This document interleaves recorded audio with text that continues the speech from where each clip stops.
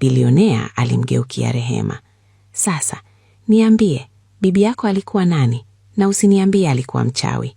Rehema alimwangalia machoni. Hakuwa mchawi, alikuwa mganga wa jadi, kabla kampuni ya mafuta haijatulazimisha kuondoka kijijini. Bilionea akaganda kwa sababu kampuni yake ilikuwa na maeneo mengi ya kazi huko. Rehema akaendelea, alijua majani, alijua mizizi. Kile kiwevu si uchawi, ni mzizi aliyouchemsha siku 3. Aliuita mlegezaji wa ulimi. Alisema mzizi hukua tu pale maji ya mto safi yanapokutana tu na maji ya chumvi ya bahari. Imekoko, ndio alisema, mizizi ina uwezo wa kuamsha mishipa iliyolala. Rehema alisita. Bilionea aliuliza, lakini nini? Alisema mzizi hukufa kwa sababu ya mafuta. Mafuta meusi yaliua udongo. Ile chupa Rehema alionyesha upande aliondoka daktari. Ilikuwa ya mwisho bibi aliyotengeneza kabla hajafa. Alisema mzizi umeisha.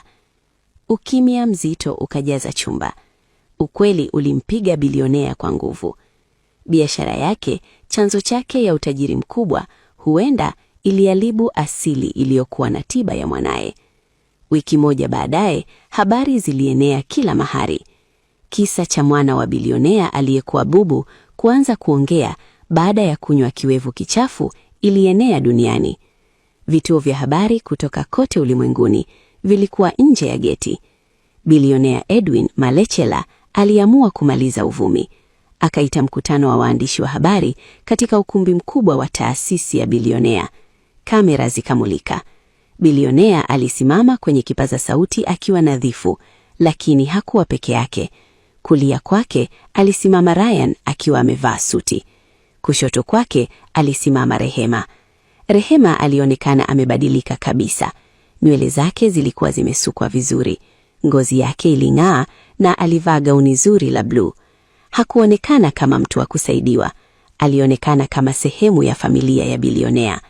Mabibi na mabwana, bilionea alianza kuongea. Mko hapa kuuliza kuhusu miujiza. Mnataka kujua kilichokuwa ndani ya chupa. Ukumbi ukasogea kusikiliza. Hii chupa ilikuwa na dondoo kutoka mizizi ya imikoko, aina hadimu iliyotumiwa na waganga wa jadi kwa karne nyingi kutibu uharibifu wa mishipa. Daktari wetu amethibitisha kuwa kemikali za asili ndani ya mzizi huo zina uwezo mkubwa wa kuponya mishipa ya sauti. Akasimama kidogo. Hata hivyo, tumegundua kuwa mzizi huu upo karibu kutoweka. Umeharibiwa na uchafuzi. Umeharibiwa na kampuni kama yangu. Mshangao ukapita ukumbini. Bilionea alikuwa na kilikosa. Mtoto wangu leo ana sauti kwa sababu ya hekima ya mwanamke aliyefariki, bibi yake Rehema. Hatuwezi kumrudisha, ila tunaweza kuhakikisha urithi wake unaishi. Bilionea akaweka mkono begani mwa Rehema. Leo ninatangaza mambo mawili. Kwanza, kampuni yangu inasitisha mara moja shughuli zote za uharibifu na tunazindua mfuko mkubwa wa kurejesha mikoko, ukiongozwa na mkurugenzi mdogo mpya wa urithi wa mazingira. Akamnyoshea kidole Rehema. Macho ya msichana yakapanuka kwa mshangao. Na pili, bilionea aliendelea.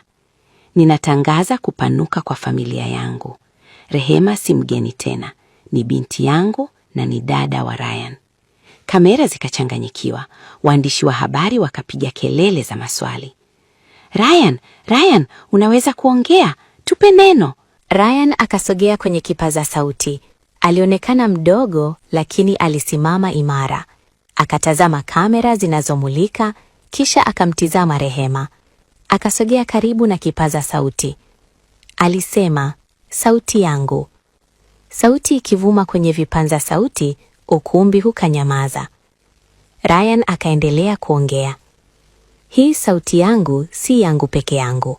Nitaongea kwa wale wasiosikika. Hadithi hii si miujiza tu, ni ujumbe wa maisha. Inatufundisha kuwa Mungu anaweza kuweka jawabu mikononi mwa watu ambao dunia huwadharau.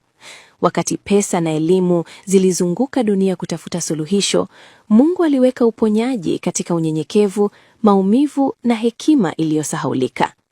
Mungu anatukumbusha kuwa nguvu haivai suti kila wakati, na miujiza haiji kwa njia safi na rahisi kila wakati. Hadithi hii yatuonyesha kuwa ukimya sio udhaifu.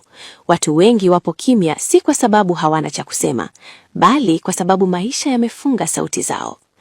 Mungu husikia vilio vya moyoni ambavyo havijawahi kuwa maneno, na wakati wake ukifika, anafungua milango ambayo hakuna binadamu anaweza kufunga. Tunajifunza kuhusu huruma. Tendo moja la wema linaweza likabadilisha hatima ya mtu.